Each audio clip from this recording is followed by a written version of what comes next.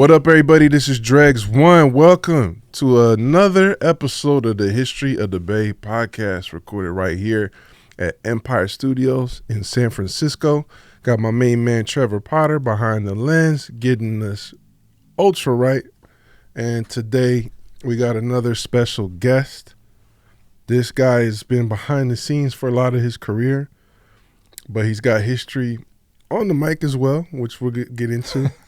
But also known for his work in the studio as a producer, but also getting a lot of the business done, management, all types of other creative ventures that I'm sure we'll discover. But I'll give him his props right now that he's been instrumental in keeping one of the, most notable underground collectives going for all this time, over 30 years.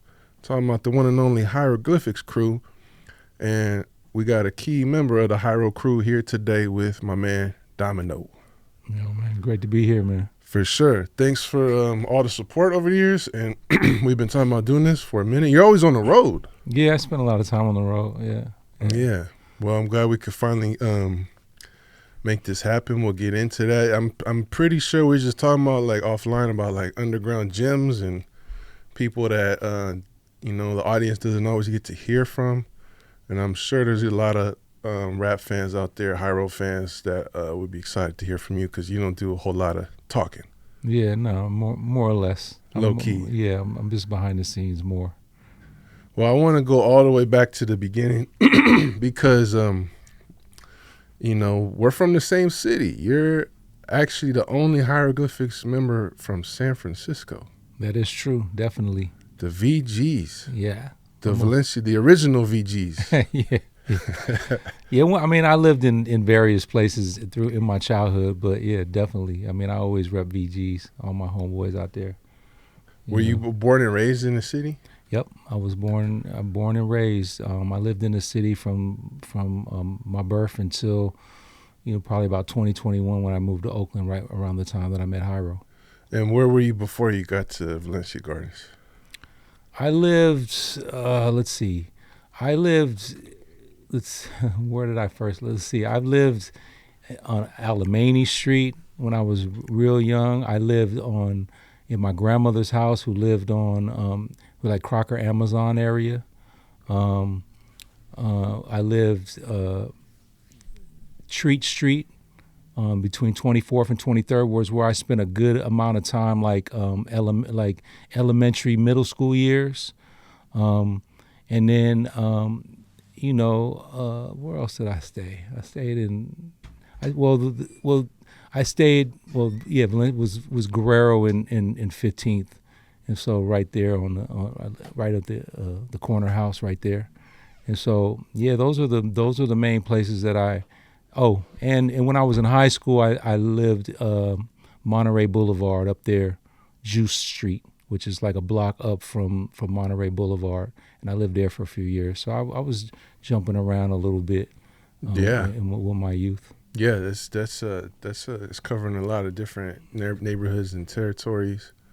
Are you mixed with anything?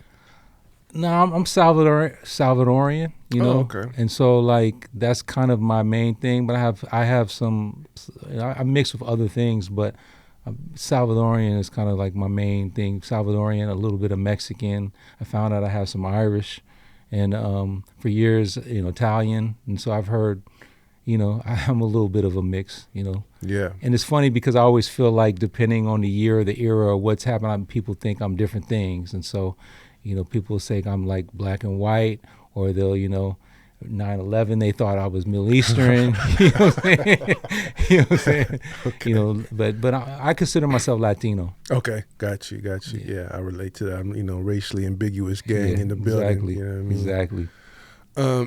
Yeah. Well, the VGs is like a very interesting neighborhood. The buildings that you see now are not the original. No. What were the original projects like? They were they were just basically a bunch of houses that were connected. They weren't now they're more like townhomes. This was long hallways with house after house after house. That they were mostly 2 floors, or some were 3. Actually, they were all 3. Now that I'm thinking about it, third floor, and it was like, and there was courtyards in between every I guess, the first court, second court, third court, fourth court, and so basically there'd just be a group of homes, and so there was a basketball court in there. It was it was a concrete jungle, is the way I would put it. Yeah, it's kind of interesting, like those mission projects, like the Valencia Gardens and Army Street. It's kind of like neighborhoods within the neighborhood. Oh yeah. And like the mission overall has like it's very diverse. It's probably more diverse than people realize, but it's mostly identified with like Latino. Whereas what I recall is like in Army and Valencia Gardens is mostly like black families. Yeah, yeah. But there was mixtures. There was some, a few different races mixed in, but yeah, majority were definitely blacks. But that was like a pretty notorious place back in the day.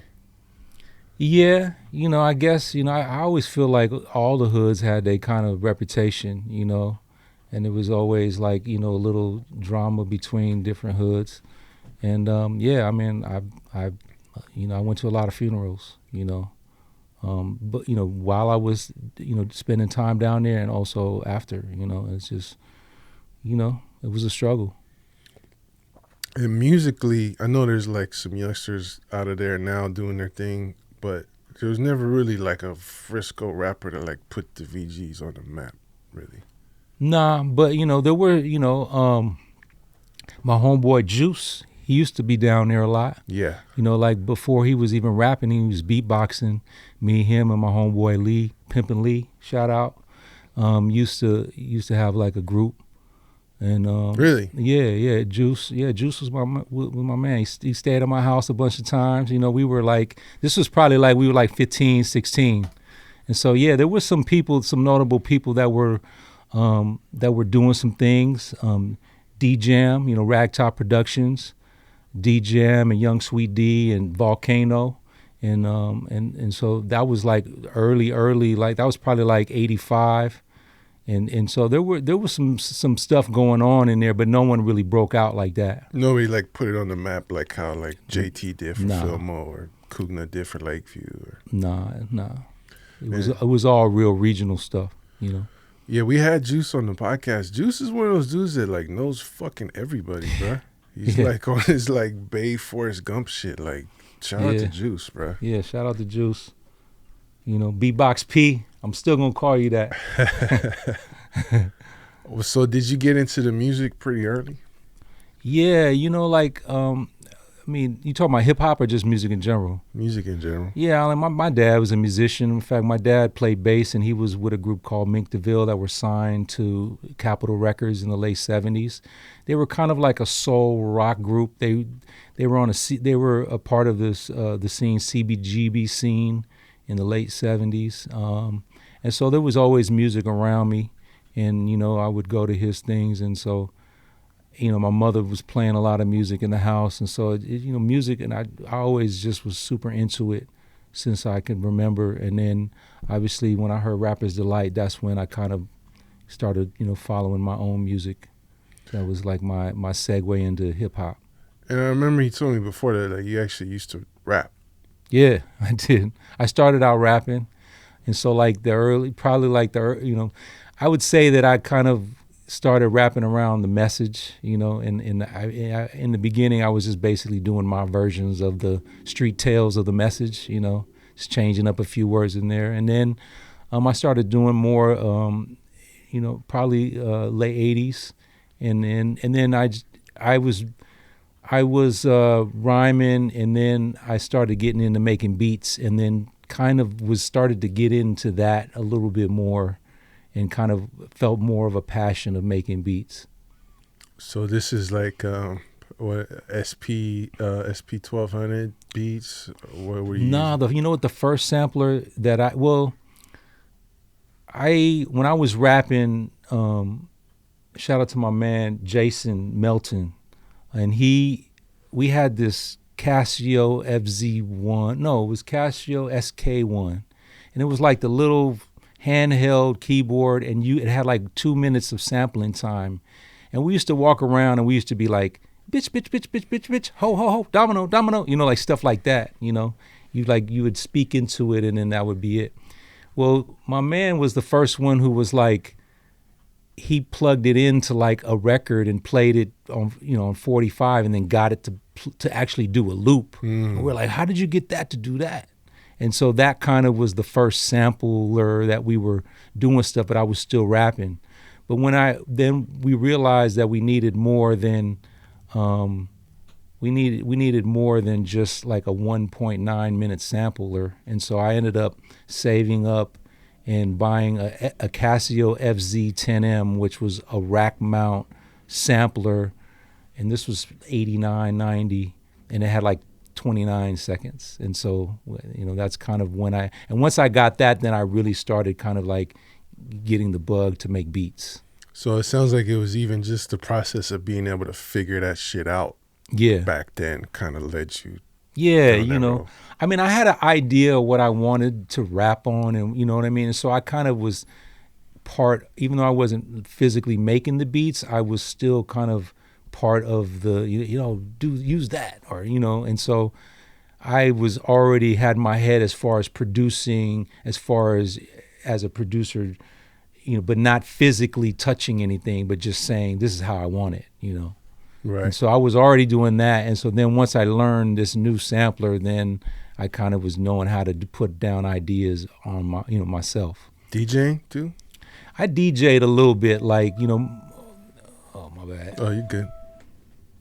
I DJ'd a little bit in the beginning, but it was more just blending, you know what I mean? Like it wasn't, I wasn't like, Qbert and cutting it up and having like a hella trick. It was more like I was just like DJing parties more or less. And so, yeah, I could like blend and do the basics of DJing, but I have too much respect to call myself a DJ like that, What else was going on like locally? Like you mentioned like The Message, but like 89, around that era, was there any inspiration locally that made you want to like get in it? Not really. I mean, I was honestly mostly influenced by East Coast hip hop. And like I respected Too Short, and all my homeboys were playing all the street shit, and I was listening to it and I liked a lot of it, but somehow I was more into like, the Public Enemy, KRS-One, Run DMC, like that was Rakim. And so those are the things that really I gravitated to more than stuff locally, although I wasn't like, oh, I hate, I was listening to Too Short and I was listening to, 415, I guess was a little later, but, I was listening to what was coming out, Huey MC, different people out of the Bay Area that I was aware of, and I would mostly hear because, a lot of my homeboys had, rides with the 15s or whatever, and we would listen to whatever thumped, and that was a lot of bass stuff. But okay, so the sound that like Hiero is known for, Hiero is like kind of known for being a Bay Area West Coast group with kind of boom bap, if you will, styles. Yeah, I mean, I think that it's safe to say that our major influences were East Coast artists. And I think because of the lyrical content, I think that the majority of the stuff that was coming out of the Bay was mostly street stories, mob music. And that's just not the life that they lived. And that isn't the life. I mean, I don't feel like that was, I wasn't influenced to talk about that stuff. I mean, everyone is always around you.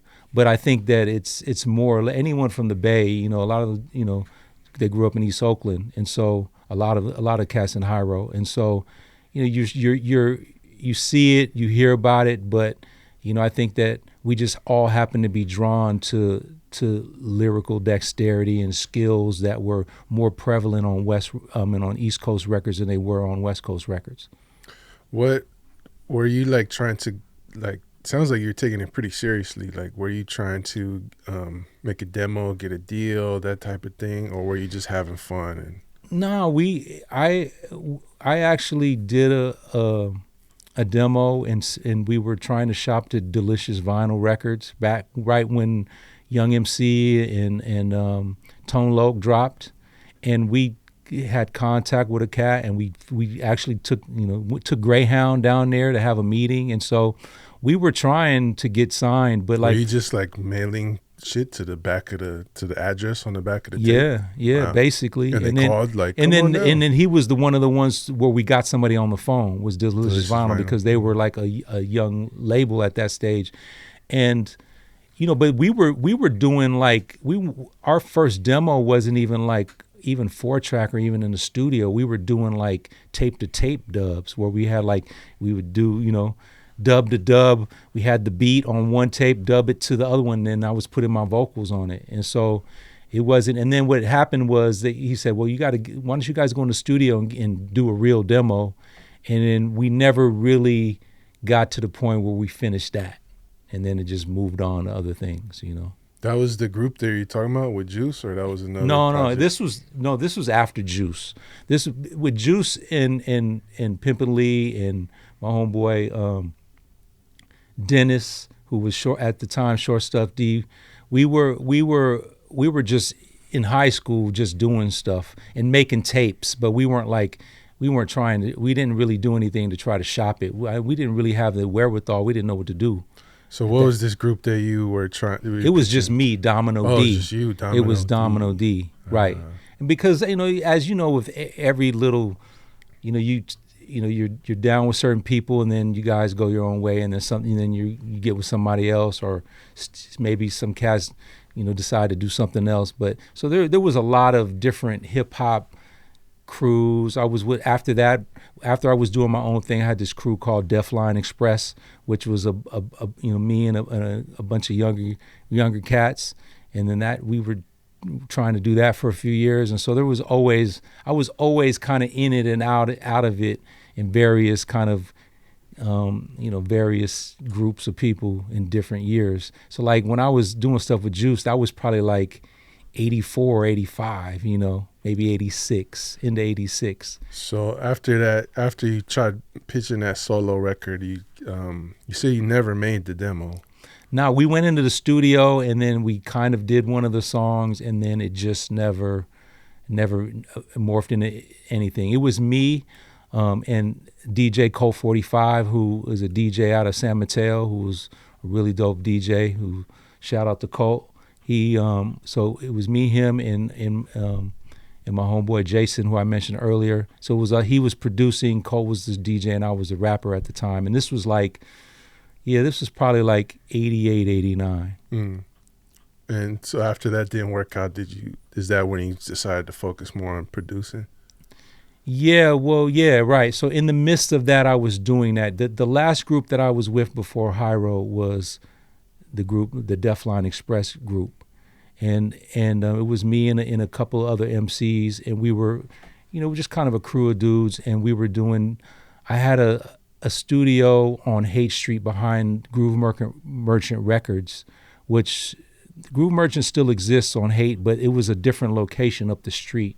And they had a storeroom, and then I basically was renting out their storeroom, which was like a studio apartment.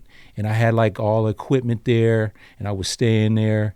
And then that's where we were doing stuff, and which I segued to that, to where that's where I met Dante Ross in that record store, which is how I ended up meeting Hiero.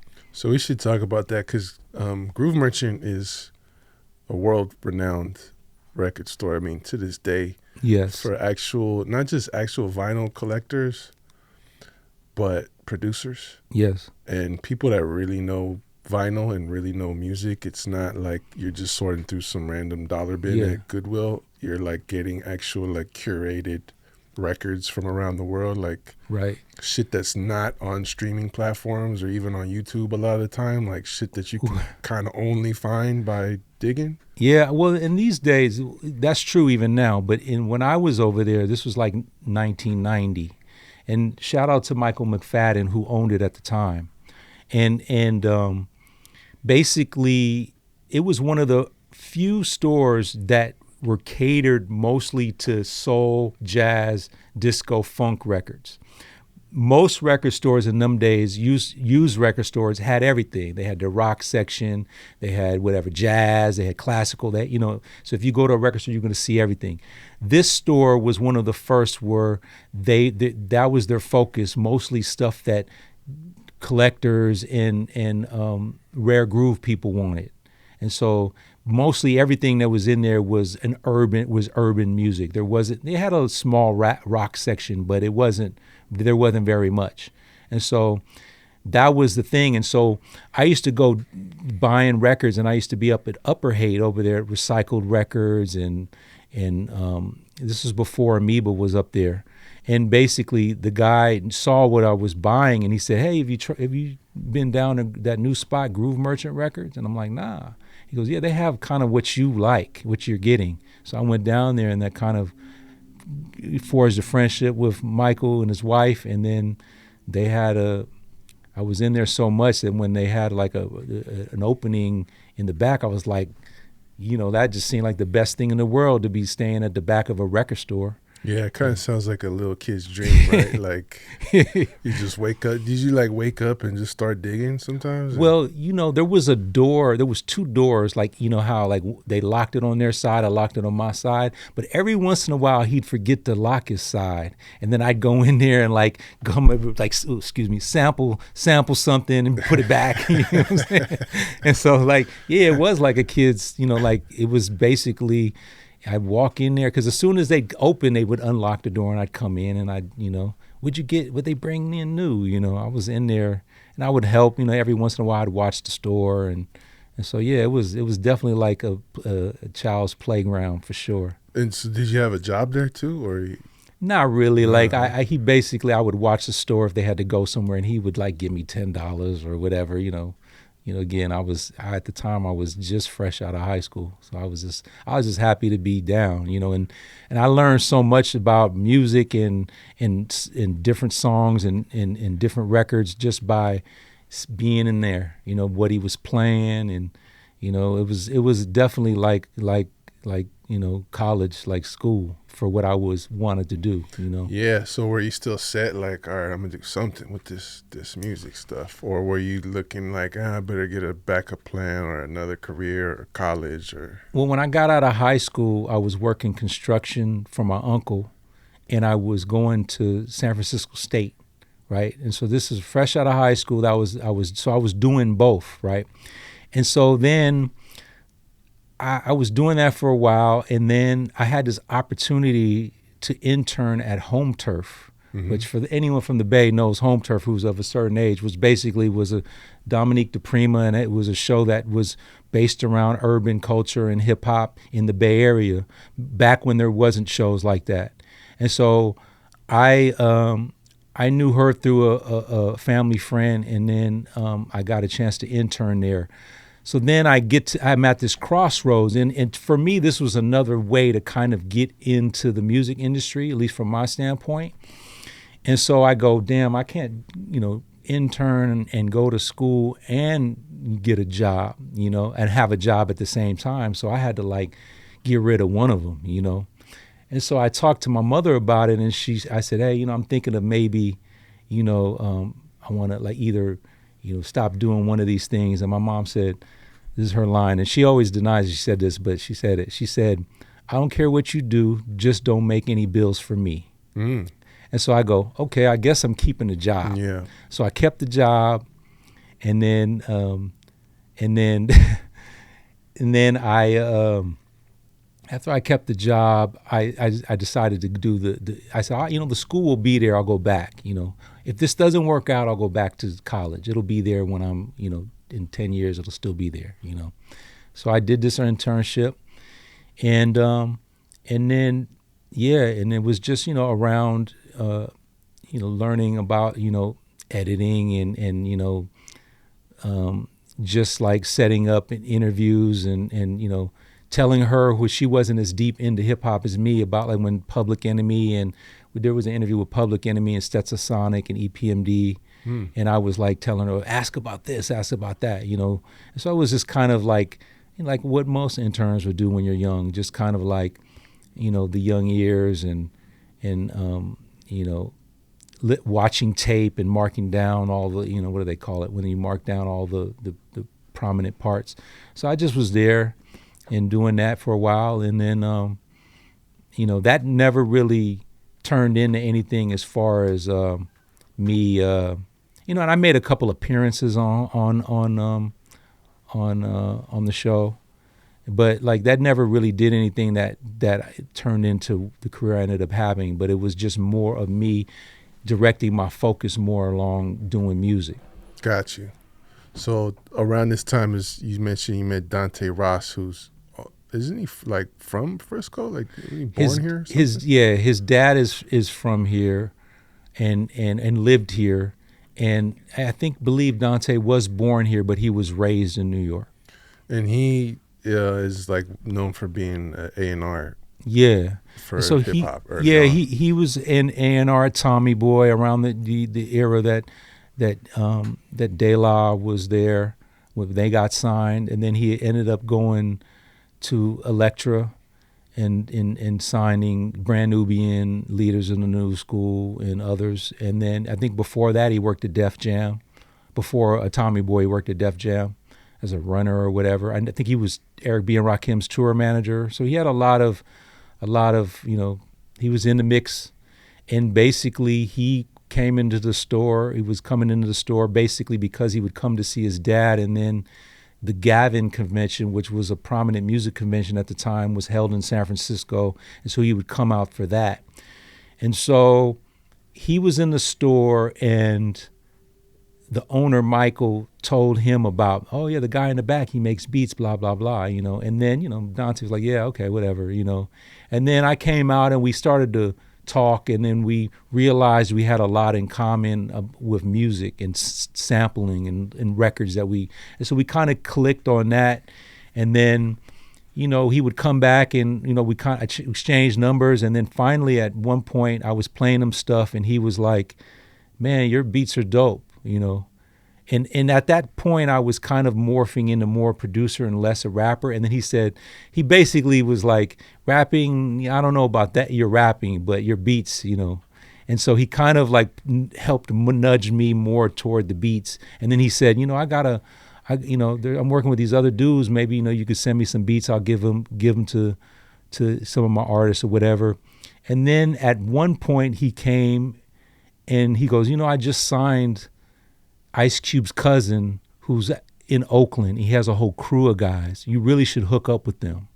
And so he told Del about me, and then I called Del, and somehow we connected, and he came. Him and A+ took Bart to Frisco, and I was at the time living on Monterey Boulevard, and came down, picked them up, brought them to my house, and we were playing them beats, and they were rhyming, and then the rest is history, so to speak, that I realized that these dudes were more in line with my how I wanted to do hip hop, So what were we talking about earlier, like how most of our music out here is like mobbed out. You like, okay, you clicked with these guys because the East Coast influence, the lyrical, the soul type of sounds, all that. And also just the passion for hip hop in general, right? Like they knew every record that I knew, and it wasn't just like not just the mainstream stuff. And so I think we just had a lot in common as far as the type of hip hop that we liked and just how passionate we were about it. And I think that was what I was drawn to, that, oh yeah, they as fired up about this as I am. And not everyone that I worked with in the past was that into it, And I just was like, this is what I want to do. And so that was really the common denominator that we had that, allowed me to go, I'm going to do something with them, So Del was already signed to Elektra at that point. I Wish My Brother George Was Here, was that out already? No, he was signed, but the record wasn't out. And in fact, the first single, Sleeping on My Couch, I'm in that video. Like I had known them a few months at that point, and they invited me to the video, and so I have a little cameo in there. But yeah, so it was recorded, but not out yet. Did you produce anything on there? No. Okay. No, that was all Cube and DJ Pooh that did most of the production on that record. Although Dell did a bunch of the songs. I think a 1-2 he produced, and a few maybe he did Mr. Dabalina, but yeah, that was before anyone else in Hiero was kind of doing stuff for Dell. It was mostly just demos at home that had other people on it. Right, because like at that point, like Hiero is like a crew, like collective kind of, but not necessarily like a musical group established yet. Everyone was doing it, but I don't think that everyone was ready, so to speak. Right. Dell was ready, and everyone was coming up under him, and basically spending a lot of time at Dell's house in East Oakland, and everyone was kind of like working on their craft, and then I just got thrusted into it because of the Dante Association. And then what ended up happening is I started getting close with the rest of them, Casual in particular, to where like I was on the phone with him every night and playing beats for him and doing demos for Casual and the Souls of Mischief. So Dell was signed, and the other members were working on demos to try to get signed as well, basically. Yeah. That was everyone's goal, to kind of make a demo and get signed eventually. And you had a hand in, Casual told the story of the Gavin happening. Yeah. Some of the crew performing there. Yeah. And that leading to like interest from labels. But you helped them kind of, were you managing them already? Not in the beginning. What had happened was I did demos for Casual. And there was a couple of songs, there was a song called Follow the Funk, a song called Losing the End. A couple of them were on Fear Itself. And he had a couple of beats that he had made. And basically we were shopping demos. And his demo got in the hands of different people. And I remember it got into the hands of a radio guy in San Jose. And he gave it to a label. It was like, you should check out this guy or whatever. And then there started to be interest based on just the demos that were floating around. They weren't really officially being sent to labels yet. And then there just started to be more of a buzz based on Dell finally coming out, when Dell came out. And then shortly after that song Burnt came out, which was a B-side to Mr. Dabalina, which was really the official first song that anyone in Hiero outside of Dell was on. And so there started to become interest. And so what happened was, because I had done songs on Casual's demo and songs on Souls' demo, when people were reaching out, I was kind of taking calls. Or Casual would be like, talk to my man. Or one time they wanted to fly him out to LA, and he goes, okay, me and my man will come. And he just brought me along. And I was a little older than him.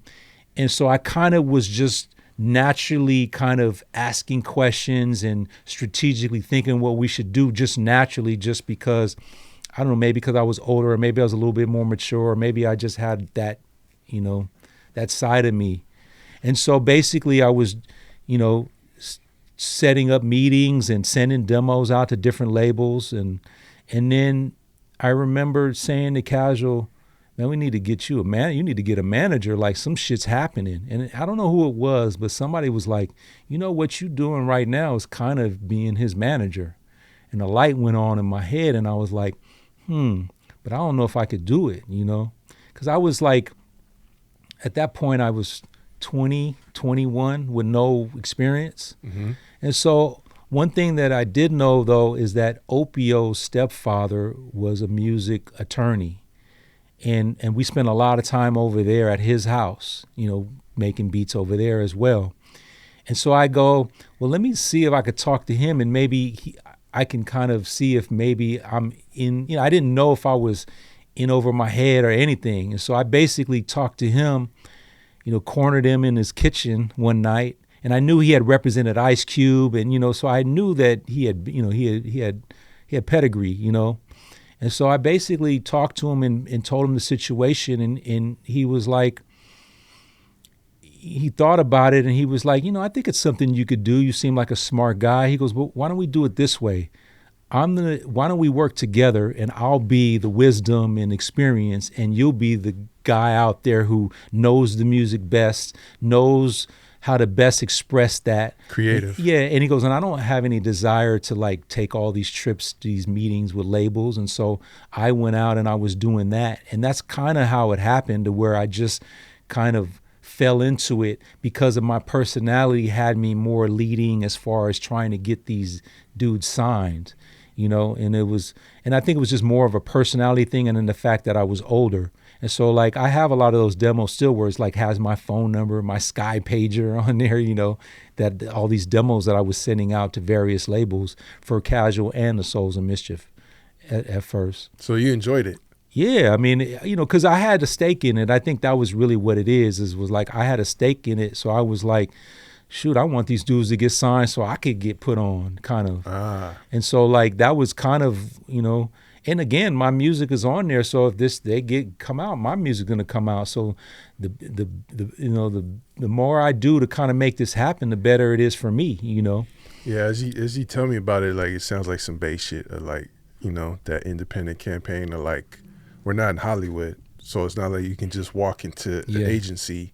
It's like we got to figure this shit out for ourselves and kind of learn the game as we go, and we got to put ourselves on, even if that's, you know, going through another outlet or going to a label or whatever. Yeah, I mean, it was a lot of that. You know, I think that, you know, you just kind of have to, I mean, I think, and I always say in any business, like I think it's just a matter of, you know, your common sense goes a long way. And I learned that in my life, like, you know, don't be afraid of what you don't know, because sometimes simple deduction and what makes common sense can take you a long way just to, you know, to be able to navigate things that you may be unsure about. And don't be like frozen by the fact that you ain't never experienced. Well, what makes sense? Mm-hmm. You know, make that decision. And so I operated that way a lot in the beginning, and fortunately it worked well for us.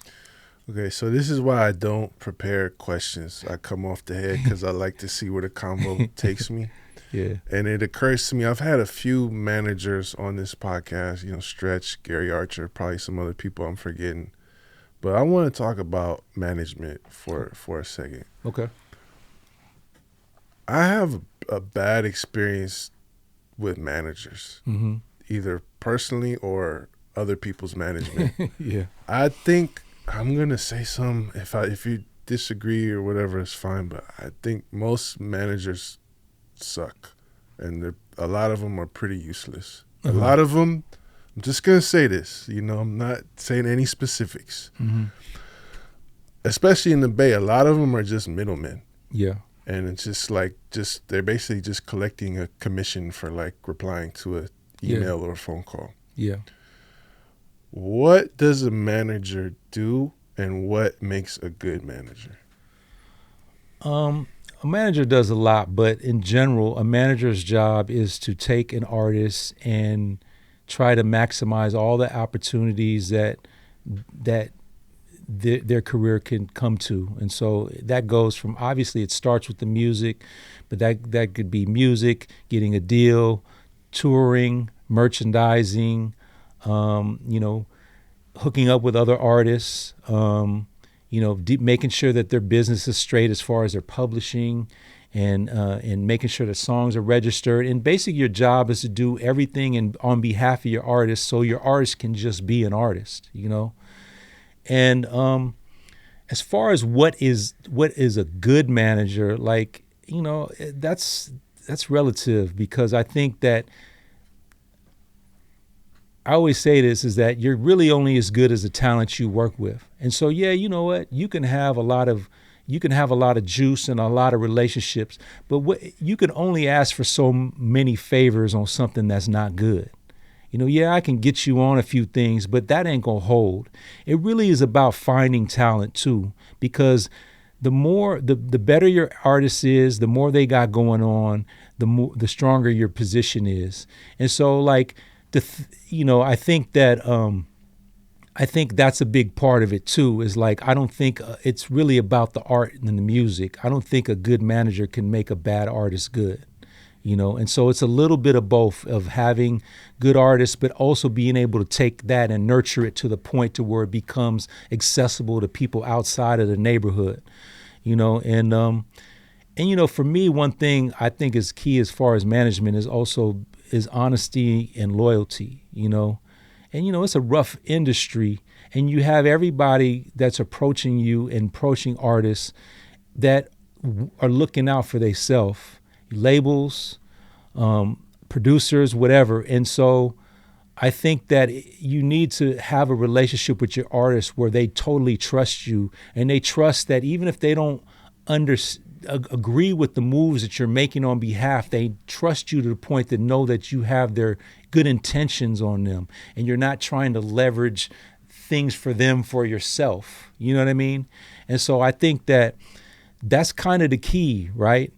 And it is to obviously, you need somebody that's educated and smart. And I don't mean educated like knows the industry totally, but at least knows how to work, knows how to talk to people, that knows how to get something done, And so, a manager's job is just to take what the artist gives him and to make it go somewhere worthwhile. For a nutshell, that's really what a manager's job is. It's a great answer. Do you know what I'm talking about, though? Like, I'm not going to, make you co-sign what I said, but, like, there's a lot of shitty management out there. Like, sometimes I deal with people where I'm like, well, this is how you communicate, bro? Or I'll deal with people where I'm like, I'm bringing opportunities or whatever the situation may be, and I'm like, you're fumbling the fucking bag, and your artist probably doesn't even realize that this dude's fucking his shit up. Like, well, a lot of it because there's a lot of ego involved, and ego fucks up everything. And so, one of the things that you learn, at least I learned, and it was, you got to be looking at the long game. And so, relationships are everything. And like it's a saying, the same people you see on the way up is the same people you see on the way down.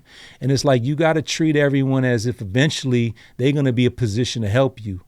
And so and I think integrity is a big part of that, and not letting your ego get caught up in, and hey, look, I was 20, 21. I'm sure my ego led a lot of my decisions. So I'm not saying that I was immune to that, but I think ultimately is realizing that you're working on behalf of their artist. You're only as good as your artist. Your leverage is only as strong as your artist's leverage. Everyone wants like, oh yeah, we want, these artists who ride and get shit to happen. And it's like, yeah, but like you play that role as soon as they don't want you, as soon as you don't have, people don't desire your artists, they're not going to return your calls. And so you got to view it as a thing that you want people to be able to want to deal with you and to have a good interaction with you. And because that goes on, that helps your artists. Because, a lot of people don't realize, a lot of artists and a lot of managers don't realize that there's a lot of options out there. It ain't just about you. You may think you're the biggest thing, but there's a lot of options and promoters and different labels. They want to deal with people that they are not, that aren't assholes. And so a lot of times particularly when, you go, well, who do I want to go on tour with? Well, yeah, I dealt with that group. Their manager was a fucking dick. You know what I'm saying?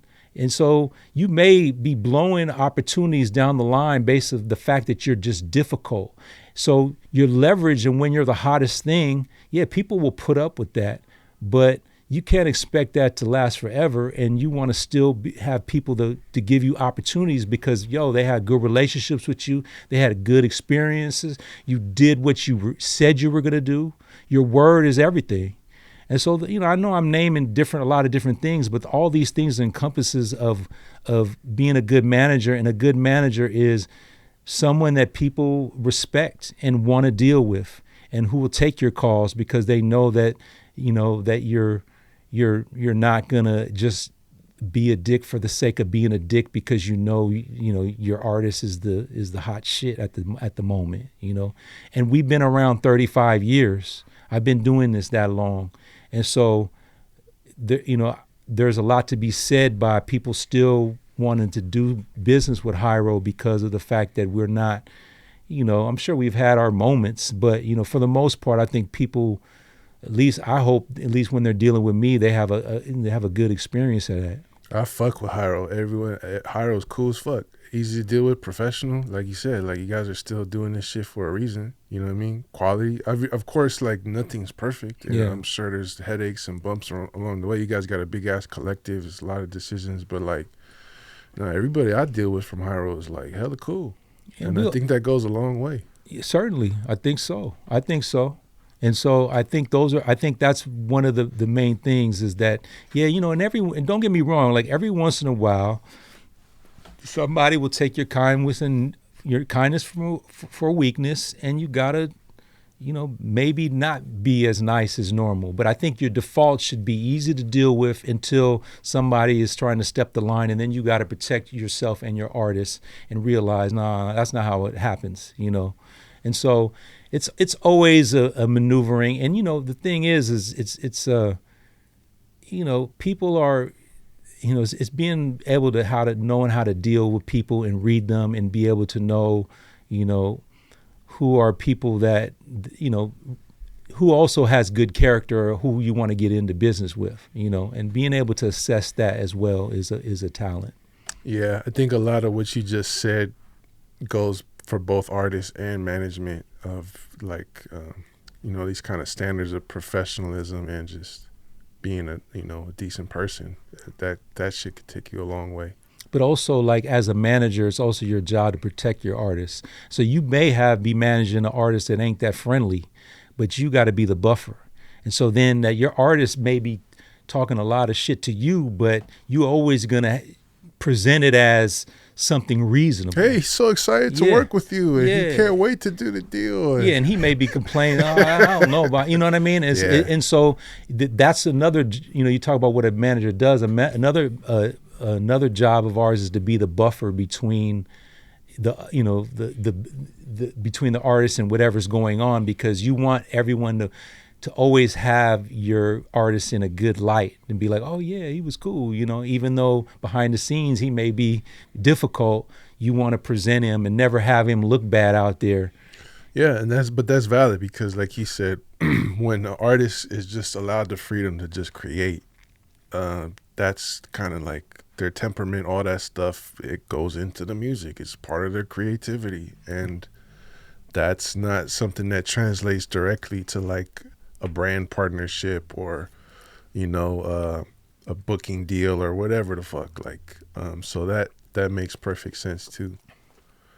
Yeah. Going back to the timeline, then, I could talk to you more about that, but I want to get more of the story out. Okay. So you started managing Souls and Casual. Mm-hmm. Are you official, like stamped, like, hey, you part of Hiero now, like you part of the crew? You know, I don't know when that officially happened, but I was producing their music and I was helping them get deals, and then somehow I was in Hiero. Like I don't remember the day when they were like, you want to be in Hiero or you're in Hiero. It just was, I was there all the time and I was doing all these things. We were making music, and I think they saw value in what I was bringing, and they felt like, hey man, you should be down with us, you know, because, you know, he got dope beats and he's also, you know, got a head on his shoulder to help us do this thing. And so they have faith in me because, you know, they were kids. Like when Tajay and Casual, when they got their deals with Jive, they had to get court approval. They weren't even 18 yet. Mm-hmm. And so, you know, they were young, but they saw something in me. And again, it may be because I was a little older, but I think it was a little bit as I was older, but we had a lot in common musically. And so they felt like they wanted me around to kind of navigate this new world we were about to trek through.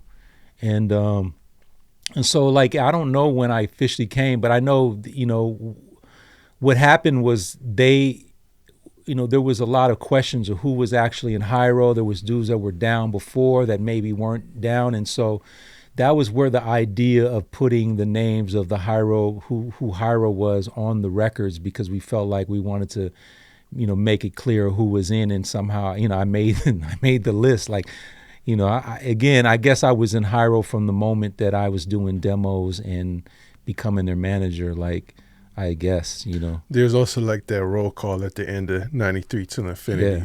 Pretty much Right. shout out everybody who was in the crew at the time. Yes.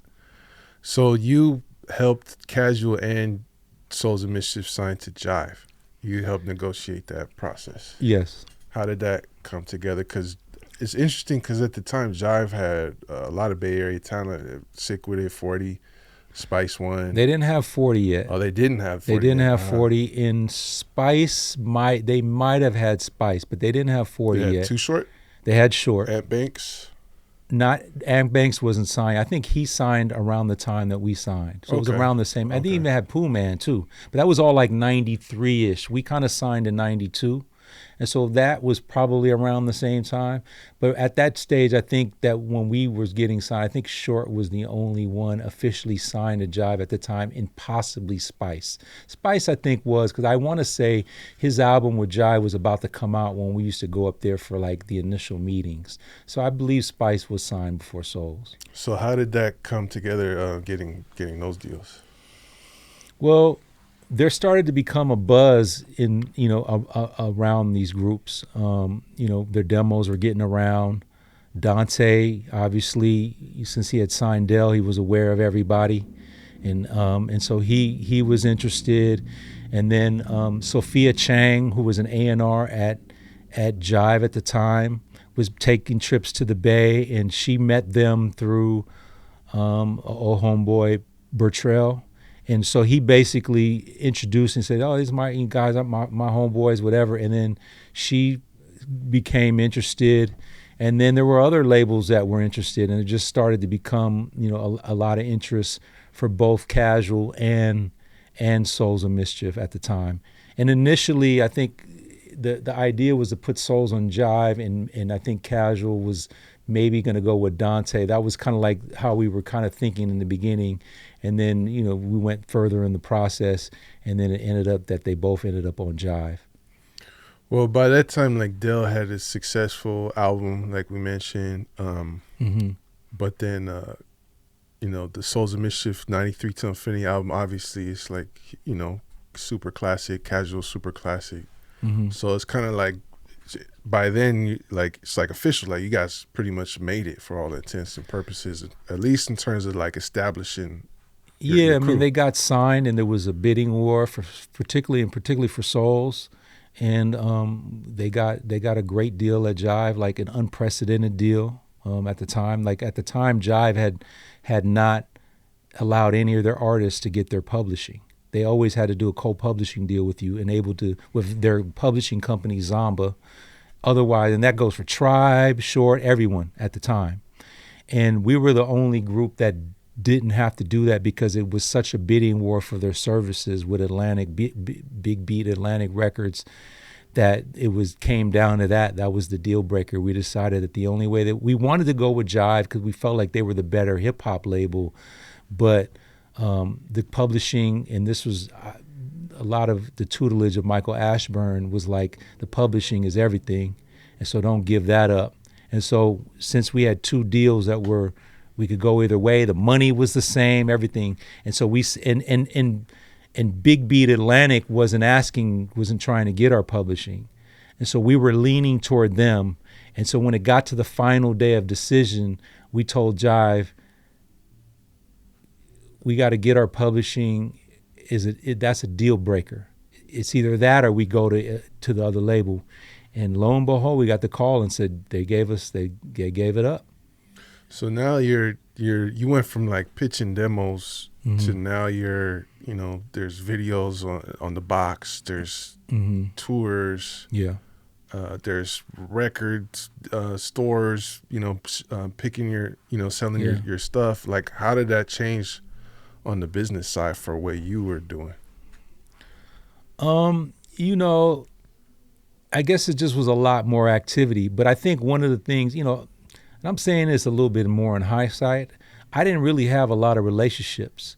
And so there wasn't as much like collaborative stuff going on where I was like, I'm going to hook you up with these guys or this guy. It was just more of, we were just going off of the success of the record and just trying to like do, you know, what we, go to radio stations and make a mark. And basically the whole point in everyone's fire at the time was we about to prove that the Bay Area got some dopeness, like on some lyrical shit. And that was kind of, they went around the country with a chip on their shoulder, basically was, it wasn't they didn't want no mistake. We're from Oakland, California. We repped the Bay to the fullest the whole time because we felt like we wanted to show that the Bay had some lyricists and it wasn't just mob's music, and that the Bay had lyricists as good as anybody from any other place. And that was kind of our whole kind of angle, was to have people know that they can't fuck with us. And that again, everyone's 19, 20, so you have that brashness at that stage of your life. And that's kind of how we went around the country. And we were fortunate to be on a tour with Tribe Called Quest and De La Soul in '93, off the record, and we went off on that. And basically I think the whole focus was to really put a flag down for the Bay Area in the style of hip hop that we were doing. Yeah, mission accomplished on that. A lot of people would say, "Oh, we even know we thought you was from the East Coast, whatever." And it's like, the Souls never took that as a compliment. None of Hot Casual, no one took that as a compliment. I think a lot of people think that we were trying to do something that wasn't Bay. It was like, no, we're just trying to do what we do, but we didn't want anyone to question where we were from. You know what I'm saying? And so that's why that first song, Tell Me Just What You Know, is like the first cut on the first song on the first album, was short. And I think there was that was a purposeful, because it was always a big deal for us to state that we were from the Bay. Casual was like one and done at Jive, if I recall correctly. Yes. Souls dropped 93 Till Infinity, but that next album was kind of, if I recall correctly, was kind of like a throwaway album, right? Like a let me out of this contract type of album. Yeah, I mean, I don't think that they was like, let's do let's do something to get dropped. In fact, the fact is they were dropped before that record even dropped. Okay. You know what I mean? So like, it was slated to come out, and then maybe a month before it came out. And here's an interesting story, and to tell you how cold it is. We were dealing with Kara Lewis, who was going to be our booking agent at the time, right? And so I'm trying to get on a tour with the Souls and the Fugees, and it's in the works. And this is when the Fugees were putting out the score, right? And so like, the Fugees are fans, so they want to take us. And then one day I get a call from the booking agent, and she says, "I just want you to know that Jive isn't going to support this." I'm like, "What do you mean?" They're dropping all support for this. And I was like, "Huh?" And that's kind of the way I found out that they were gonna drop Souls, is that we have an album out. It's not an album. We're setting up this tour, and Jive told the booking agent that they were done with Souls of Mischief. And so that's kind of how I found out. Wow. And so I was like, damn, like, oh, really, And then again, that made me make some calls, and then I realized that it was true, that they had no intention on picking up their option, and they were basically dropping them before the new album dropped. And so the album came out, and there was nothing behind it, and it did what it did. Yeah, because even when you look at that cover, it's like white background and like passport photos, like the guys, like it's yeah. I don't know if that was your creative decision. It just seemed like they just threw it out there. I would say this about that era, is that I think that going through the process of being on Jive, and by the time it got to that, I think that they had a bad taste in their mouth about the experience. Because weren't they trying to like push them to be more like a boy band type of pop group? Well, they initially got signed. One of the main reasons why they got signed is off of the song Cab Fare, which was, it was kind of an underground classic that basically was on their demos. And we couldn't get the sample cleared. And they had another song called Step to My Girl that was also was about like the title, Step Into My Girl, was a little bit more quirky. And they kind of envisioned the Souls to be like the Fresh Prince style of a group. That wasn't what we were on. And by the time that we got signed, they didn't want to do records like that no more. And so I think that always worked against us, that we stayed stuck to our guns of the type of music that we wanted to do, that they were like, yeah, that's a kid's song. We're not doing stuff like that no more. And so I think that definitely had an effect on our relationship with them, because even when the second album got started, they were still trying to get us to do the cab fare. And they got Bob James to change his mind. And then it turned out Paramount, who owned the show Taxi, they had some clearance that they said they don't clear nothing unless it's out of syndication. And so we ended up not being able to use it, but they still were stuck on that type of Souls of Mischief. And so in the end, I think they just didn't think that we were, I don't think they envisioned Souls to be some lyrical rapper dudes, underground, they were looking more for like pop hits. Mm-hmm. And so I think when they realized that they weren't getting that they just decided it was best to move on. And and after No Need for Alarm, Del is no longer on Elektra either? Well, what happened was Elektra is his third album Option got picked up, right? And Dante, who was still there at the time, told me, he says, look, I'm gonna be leaving, but if you want me to pick up the Option, I will.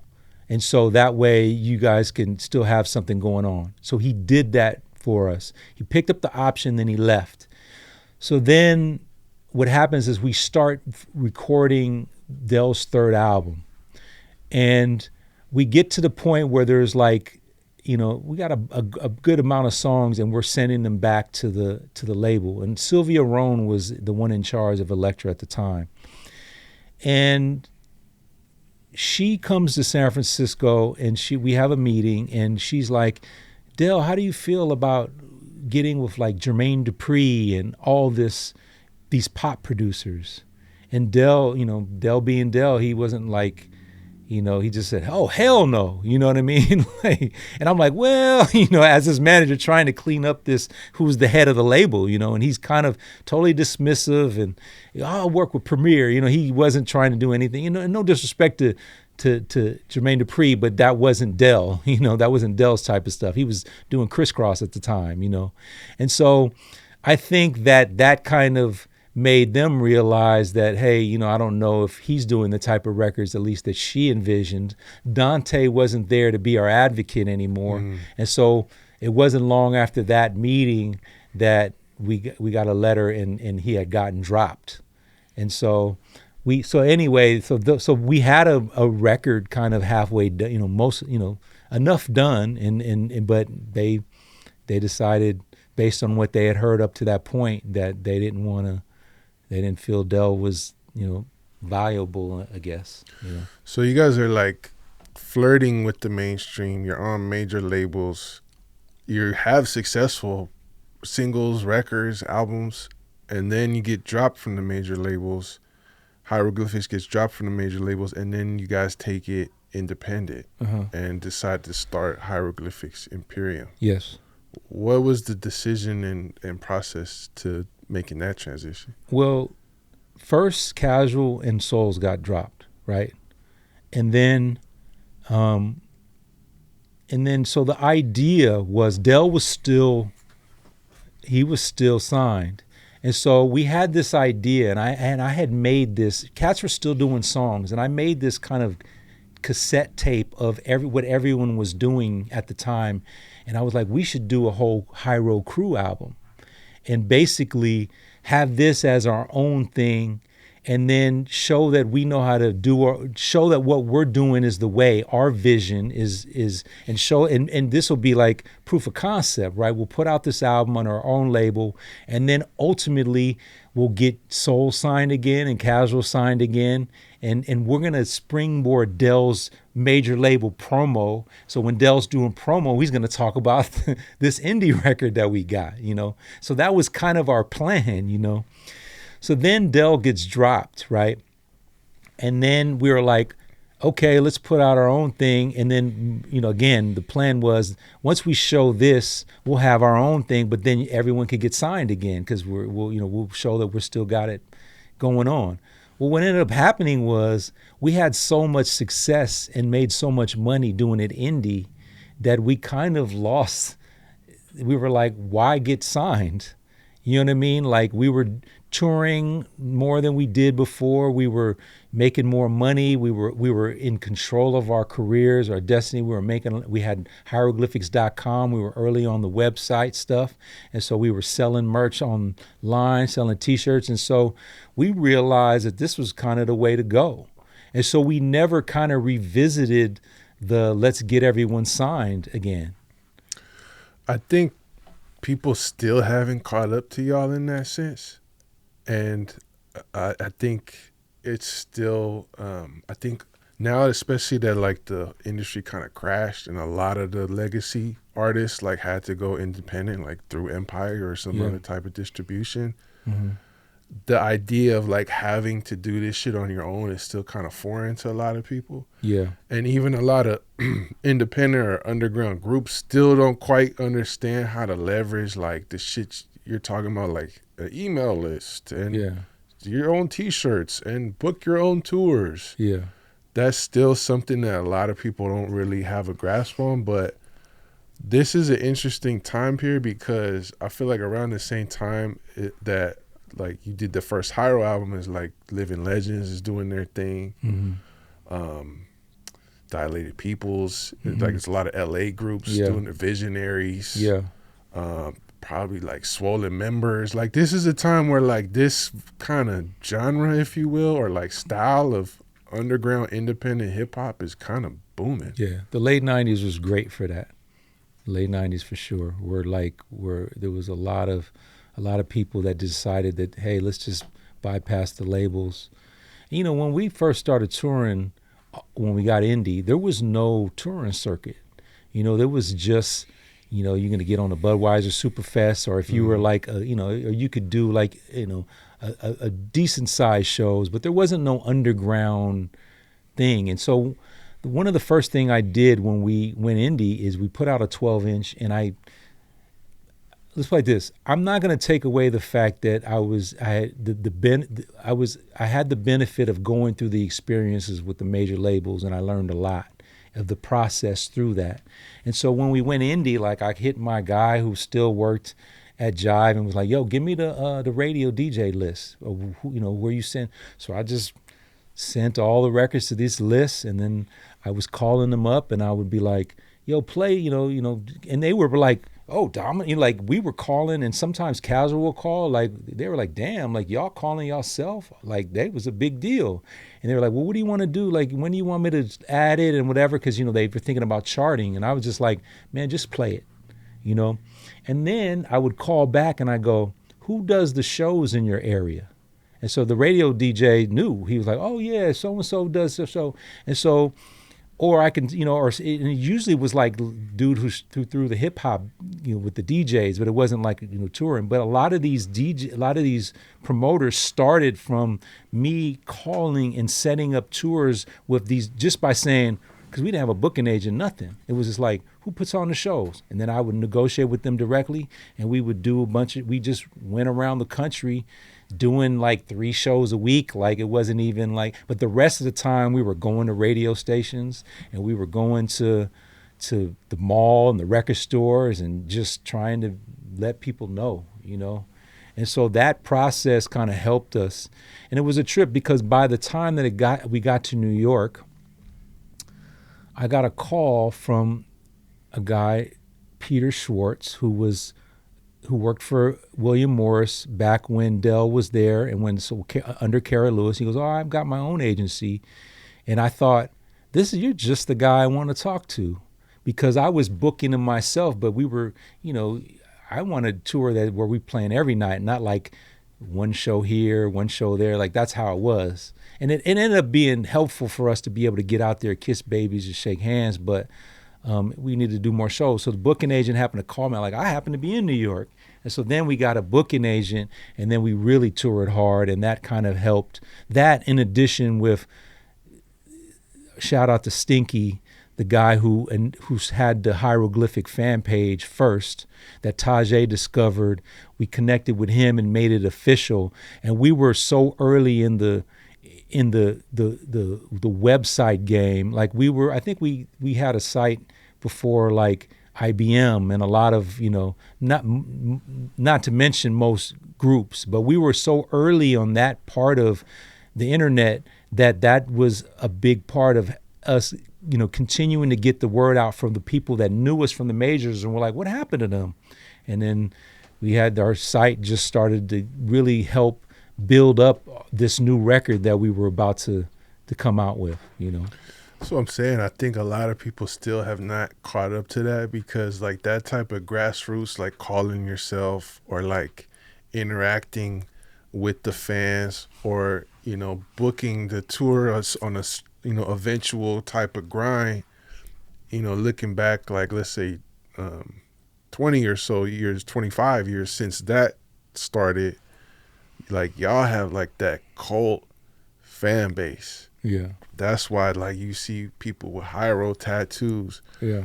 That's why like even with some of the stuff I do, people be like, fuck that shit. Hiero. You know what I mean? You talking about the Bay? Hiero. Yeah. It's like not everybody has that fan base, but that kind of fan base I feel like is like the key to, longevity. I think it's that, definitely. I think it's how your fans feel about you, but I think a lot of it is rooted in we have a certain aesthetic of the music that we do, and we don't really deviate from that much, and I think that people kind of know what they expect from Hiero, and we tend to continue to give it to them, to where like it isn't just like, now we're going to take our shot because this is the trend. When you're around for 30 plus years, there's a lot of trends that come and go.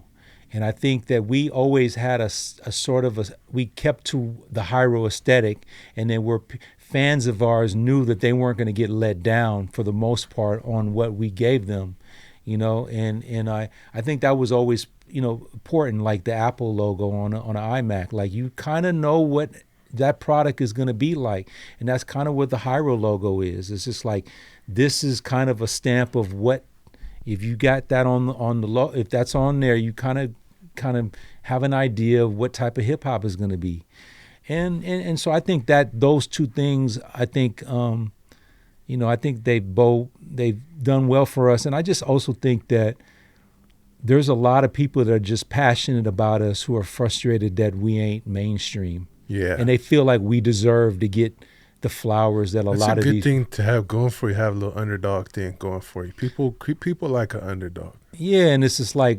I look at these, like when people do the top 10 rapper list or top 10 Bay list, and I always look, because I know there's going to be a bunch of people in that comment thread talking about, what, no Hiero, no Dell, and so yeah. So I'm saying, even with my my history of the Bay Day event, people are like, how come Hiero's not performing? I'm like, bro, Souls of Mischief just performed last year. Like, it's not a diss. Like, yeah.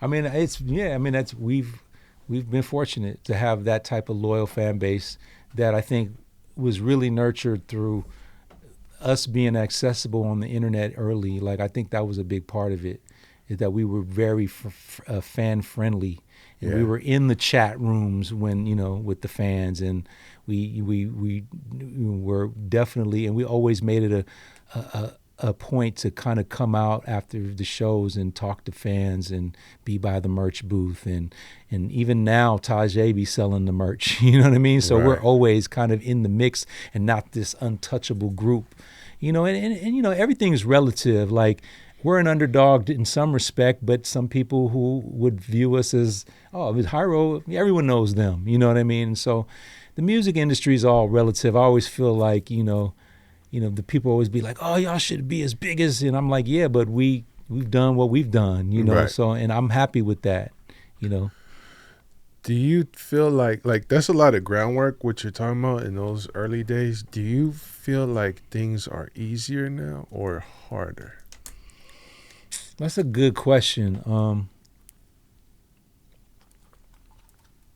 I think they're easier in the respect that if you have something, you see, the music industry used to have gatekeepers, right? And it still does to a certain degree, but basically you couldn't even get anything out there if you didn't have these certain types of relationships. Since since the internet and in particular social media, it's even the playing field to where if you have some music, it can get directly to the fans without having somebody have to approve of it first. That's the good part of it. The bad part of it is that now is also oversaturation, that everyone is trying to do that. And so it's sometimes even then it's, you can get on these platforms, but it ain't easy to get noticed. And so in the end, I think that it's probably not good for the music in general, because I feel like, you had to have some certain quality side of music and able to get popular. And I think now there's other things at play that have nothing to do with music that have to do with your success. You know what I mean? And so, I know there's been a lot of talk recently about, there's no rap in the top 40, whatever that means, But to me, it's just is that there was the gatekeepers is generally a bad word, but there was something to be said for curation, quality control. Mm-hmm. And so then people know, all these upcoming artists are basically following whatever's hot. Now, and some people are off beaten path, but in general, when you have a record out, you got people that are aspiring to be you.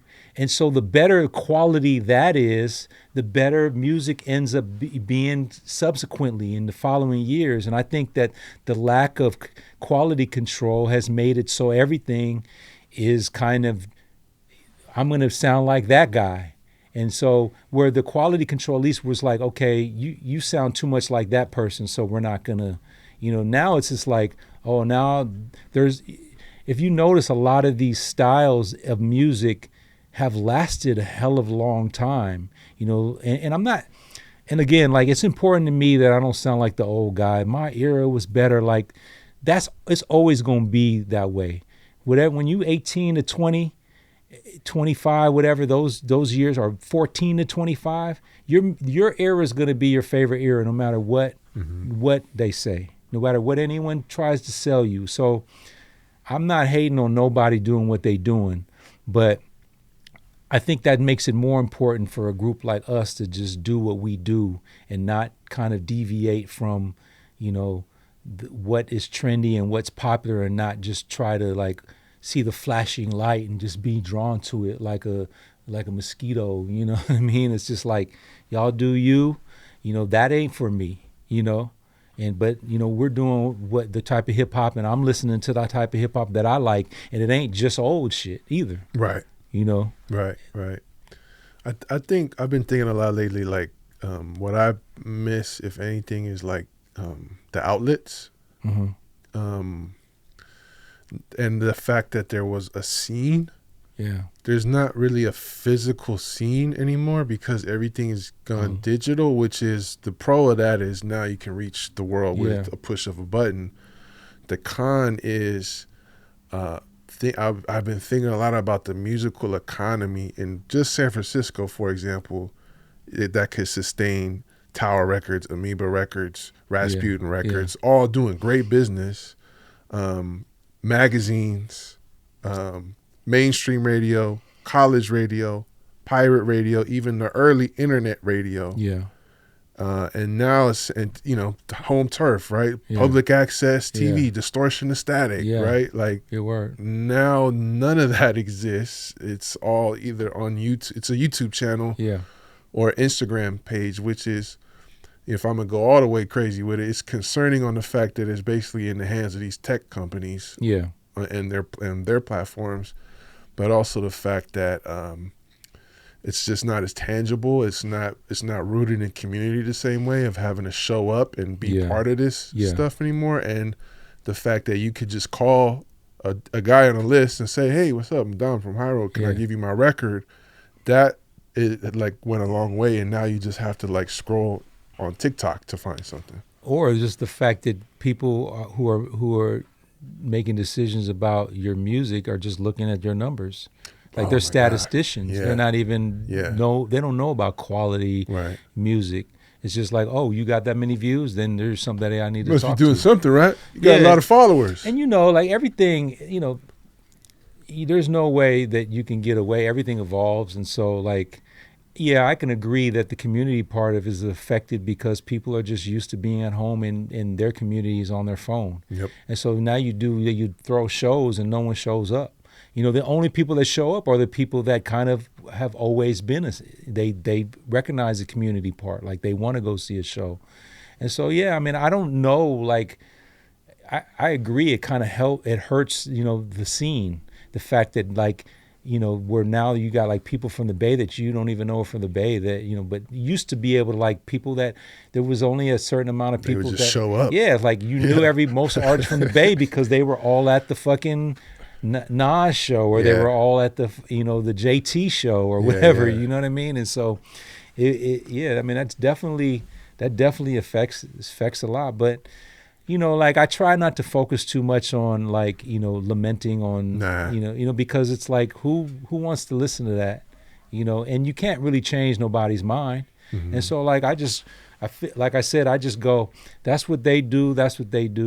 And I respect it. And I try to, because I'm a manager, like I try to be open to understand at least why things are the way they are, at least so then you can adapt if necessary, I think that's a really good approach.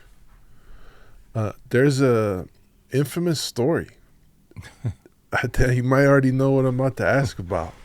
I'm not sure if this is around the same time of the timeline that we're going, but Souls of Mischief made a whole concept album about this incident. Oh yeah. That happened here in the city. Do you know what I'm? Yeah, I know what you're talking about. I was hoping it wasn't about a girl. Oh, okay. Well, that's a whole nother conversation. But just joking. Nah, this is basically you had like a near-death experience. Yeah. Was it after a show out here? Yeah, this is kind of in the timeline because at this time, Soul's first single, "That's When You're Lost," was out, but the album wasn't out yet. Right, and so that's probably like early '93. Oh, so this is early. Okay, so it's early '93. Okay, so it's before the album's out, but the single is out. So they're signed. We've recorded the record. It's done. And so I don't remember. You remember the club that was above Burger King on Market? Oh, right, the upper room. The upper room. Mm-hmm. We went there, and. I remember they played, it was a big deal because they played, My Emotion and them were DJing, pirate DJs. And then after the party, we came out and we were parked, the Wells Fargo, that's like up by the library street. Now. Yeah, it's across the street from the library. Well, I don't know if they still have it, but at one point there used to be a parking lot. Mm-hmm. So it would be like in between one building and Wells's parking lot, right? And so we parked in there when we came to the upper room. And so we went and we were kind of just shooting the shit. And it was the Souls of Mischief, me, Dante Ross was there, Saphir was there, and maybe a couple other people. And so we're kind of like lounging after the show, just kind of shooting the shit. And we're kind of leaning against the cars. And I happen to be, there's two cars. We're leaning against these cars, like kind of like, I'm like on the back of the car to the right, and I'm just kind of like, we're all like shooting bullshit and whatever. And suddenly some dude comes in lowering his ski mask. And again, this was one way in, one way out. There was like a wall there. So it was like, and he's coming, and I'm looking at him, and I'm thinking, all right, some dude's I'm thinking I'm just going to slide away over here, But he keeps looking at me, And he said, y'all know what it is. Get on the ground, whatever. And so right at this moment, so he coming my way. I'm trying to just think I could slide away, but he's still directed at me. And he puts a gun in my face. And right at that moment, I dive to the ground and bah, right at the same moment. Now, at that moment, I was like, oh, like I literally thought, this is how I got to go out. Like, you know what I mean? Like I knew he had shot me because when you get, as you know, like, I don't know, I won't say as you know, but like if a gun goes off that close to your face, your ears are ringing, like, and so my ears are ringing, and I swore that I had gotten shot because I looked down the barrel of this gun, right? And the moment that I had moved is when he shot. And I'm literally like, and I crawl under the car, and I'm literally like, where am I shot? Like I'm trying to, and then he takes I don't know what happened. I think he walked out and shot it another time in the air and left. And I get out from under the car, and I'm looking at Opio, and I'm like, am I shot? Like, am I shot? Like I was swore that I was shot, and by some, Dante always tells me it was your karma, but somehow I didn't get shot. I had powder burns on my face. Damn. So he's like point blank. Point blank. And to this day, I don't know how he missed me. Like, because I looked down the barrel of the gun, but he did. And I'm still here, and I didn't get shot. Damn. But that was a heavy moment, because like I literally was like in a dream. Like I couldn't believe that I was still there. You know what I mean? Because I literally was like, oh, I remember it feeling, like that. Oh man, like that's literally what I did, because I was like, this is how I gotta fucking go out. You know what I'm saying? And yo, that shit, and it was crazy, man. And it was just like one of those moments that you just, I don't know how and the interesting thing is somebody was across the street. Alex Aquino, who's been down, he was across the street. And afterwards, we saw him, and he goes, yo, did you see that dude get shot? He got shot in the face, right? And I'm like, nah, that was me. And I didn't get shot. You know what I'm saying? And so, yeah, I don't know. Like, it was one of those things. And I remember a couple nights after, like, when it finally kicked in, and like, it broke me. And it was like, I remember just bawling at my house by myself. I was the only one home. And I just was like, it just such a heavy moment that I just didn't know how to even I just didn't know how to take it, and so. Wow. So he didn't even get y'all for anything. He just. Nah. And wow. I never really, the funny thing is I asked you about this when you came to my house to interview, because I know that you're down with, the Frisco, and I'm like, have you ever heard of why, like maybe you heard something of why that happened, because I never figured out what was it about. You know what I'm saying? And I heard rumors. I've heard theories. Theories, right. Yeah. But I've heard theories that it was on some like Souls of Mischief. They got a song coming out or something like that. They must got some money. I mean, that was the kind of obvious thing, or somebody hating because we were in the club and there was, you know what I mean? Like, but like, I didn't get that feel from it. You know what I mean? Like, I don't know, like that could have been it, but it was, I swear to you, man, that dude focused on me from the minute he looked right at me. And so like, I always wondered what was my part in it, but I don't know, like it didn't make sense because he didn't, he shot at me and I'm on the ground in front of him and he didn't get in my pockets, nothing. He just walked off.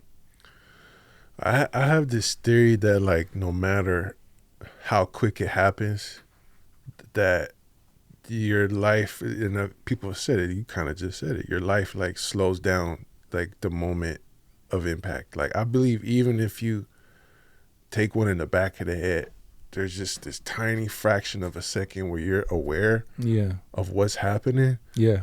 And I think about that, like that thought of like, damn, is this the end of Rico? Like, is this how it ends for me? Like, and I think a lot of people should be kind of mindful of that, like when it comes to not saying that this is your experience, but like putting yourself in a position when you're doing shit you shouldn't be doing out there, of like when that moment comes, I think there's a lot of people that have gone out like, oh fuck, like I fucked up, and it's game over, like right now.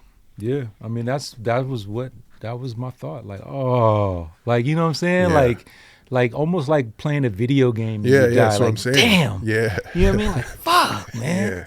That's kind of, So that shit was crazy, man. Like I think about that a lot. Like, particularly now that you're talking about 35 years later, like, I think about that. It's just like, yo, like, what could be. And I remember it wasn't a joke, but I remember being like, because I think we had already done the 93 Till video. And I remember saying like, my shit would have been like They Reminisce Over You. It would have been like the Reminisce Over You song. Like, you know what I'm saying? 93 Till. Yeah. You know what I'm saying? Because it was done and I was a big part and what could have been, you know what I mean? Like, that, yeah, man, that was some shit, man. That's a lot to reflect on. Yeah. Well, shit, man. 35 years later, I'm sure there's a lot more we could cover. I know you got another appointment after this. Yeah, whatever, man. Whatever. I got time for you, man. I'm here. Okay. Well, we'll save some more for part 2 so we can really get a little more in depth. But just before we sign off, I mean, I asked this to Souls. I think I asked this to Casual, but as we're looking like all this time later, like how does it feel to you're still touring? Yeah. You guys are just, like, I be seeing what y'all do. Like you hitting all these big venues, you're going overseas, like Souls is on tour, Casual's dropping albums, Deltron, which we didn't really even get into this time. Like Deltron just did an anniversary tour. You're working with newer artists. You're still making beats. Like how does it feel to like be in the game for this long and like keep going? I mean, I was just telling somebody this morning. I would love to be like super rich or whatever, and we had like 50 platinum records or whatever. But the fact that I've been able to do what I love for my living for the last 35 years is priceless. And my dad is a musician, as I said earlier. And he had maybe a 2-3 year window of doing, and he had to go on, and he had a regular job. And I talk to my dad now, and I know that he wishes that he could just be doing music. You know what I mean? And I know everyone's like that. And so I just feel fortunate that I've been able to do what I love, that I never had to go back and breaking bricks for my uncle anymore. I remember I used to tell him, I was like, I'm just trying to keep from having to work for you again. You know what I'm saying? Yeah. And I think a lot of people do it for the wrong reasons, but if you realize how life goes, like whatever you're doing as a job, you got to do that shit every day or 5 days a week for so long, for your whole life. And imagine and that could be 30 years, and I can't even imagine doing something that long and not loving it, and so I just am just super fortunate that I still make a living doing what I love, and that's all I want. That's all I want. Like more money, more, that all would be great, but like that's just gravy at this point. You know what I'm saying? I've done what I've loved for 35 years, and you can't really put a price on that. I love that. When you talk about like being super rich and all that, or like, maybe or maybe not being super rich, like I'm sure there are, but I'm sure I have some idea what the answer is. But like doing this, especially independently, are there lean years where you're like, fuck, like I might have to figure some other shit out? And then there's years where it's like, tight, album out to drop, tour sold out, merch on the way, we doing good, phones ringing. But that's the industry in general though. Like, the thing about when you're self-employed is like you get checks, but you can't go. When you got a 9-to-5 or whatever, a regular job, you can go, I know I'm gonna get a check on the 1st and I'm gonna get a check on the 14th, and you can live your life that way. That's not how it is in the music industry. You basically, these checks come in and then you gotta sometimes, you won't see another one for a while. And there's been lean. Yeah, of course. COVID was terrible. I mean, I was doing like, Amazon Prime deliveries, during COVID, because I was like, I got a family still. Mm-hmm. We can't tour. We can't do nothing. I'm a man. Like, I ain't going to just, sorry, can't get you a backpack this year, like, so I was doing little things. But yeah, I think there's always, but then, there's been lean times. But fortunately, I don't I don't be, spending hella money like that. And so like I've been able to just kind of like get through them and just be like, just tighten the belt like anyone else, because there's a lot of this going on. But the fortunate thing right now is this year has been one of my best years. Nice. And so that's beautiful. Yeah, I love that. Like, I talked to some newer artists on here, but I would probably say mostly OGs. And like when I hear stories like Too Short, like dude's about to be 60, bro, and like he's killing it. Like Blow the Whistle's killing it. Yeah. He just had a Freaky Tales movie come out. Like he's booked all over the place, killing it at like 59 years old. Yeah. And then hear you say like 35 years, this is one of your best years. Like, that's tight, because I just feel like you said, if you really love this shit, just keep going. I feel like the lean years are like the challenges of when it's like, all right, you still got to stay 10 toes down. You might have to bust a couple plays to, cop Shorty a new backpack or whatever. But yeah, stay 10 toes down and just keep doing it. Stay creative and just stay the course. Yeah, man. And I think that's life, right? But it also goes to tell you that, why are you doing this? And I think anybody that truly loves music, you're always going to have desire to do music. And for me, like any lean time, I just was like, I'm just buying my time and for as long as I can, so I can continue to do this before I have to really, because I've had conversations with my wife about, like maybe you should think about doing something more, more consistent or whatever. You know what I mean? I've had those conversations. We all do. You know what I'm saying? That's why I'm laughing. I'm like, oh, you know what I'm saying? Familiar. You got kids, and you got to consider that. But I'm stubborn to this, man. I'm like, I don't know how I could even function like, punching the clock. And no disrespect for people that have to do it, but I'm just saying, like, it's just not. It's hard. It's hard when you have a passion over here that you love, Well, final question. You mentioned like offline that you have a lot to listen to when you're in the whip. So it sounds like you're working on music. I feel like your production is like a low key, like secret weapon. I always hear about your production on the low. Are there Domino produced projects that are about to come out soon? Yeah, actually, and I'm going to take this to give a shout out to Tim House, my guy, ID, Ian Davis, and Karen Deere. They're three people that throughout the years have stayed on me about, we need a Domino record. We need all three of them. More others, but them three in particular. And they've been on that. And then about 2 years ago, I kind of got a really good creative spurt. And then it matched up with Dell wanting to do a record that we've talked about for decades, And so I have a new record. Dell has a record that I produced all of it. And It's me and his record that's going to come out sometime next year. We're working on the new Hiero album, and which is pretty much done, almost done, about 80%, 90% done. I've done like, I don't know if they're all going to make the album because we have more than enough songs, but I've done like 9 or 10 tracks for that, And so I had a lean time, and I had twins, and I was, dealing with that, and so, I had other focuses, and I was still managing, but I was kind of on a creative lull for a while. So now's a good time. Like, I've really been back at it pretty heavy. Probably made more beats in the last 2 years than in the previous 15, I'd love to hear it. What are you using nowadays for beats? I've been using Serato Studio. It's kind of been, but I also use Pro Tools to kind of, do a lot of my editing and stuff of my beats once I kind of get the ideas.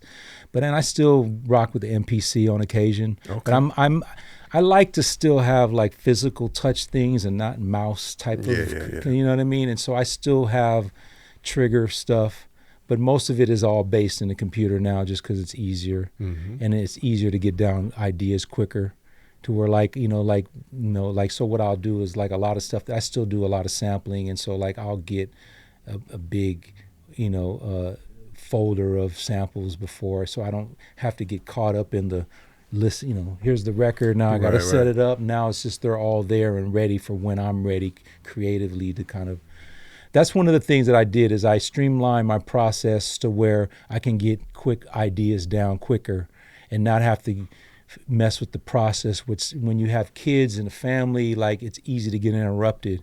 You go up for something, you come back downstairs and you're like, where was I? Like, oh, fuck it, you know? Yeah. And so it's a good time. You'll be hearing a lot more music out of me and the crew. I look forward to it, bro. And yeah, maybe when some of these projects are ready to drop, we'll run this back.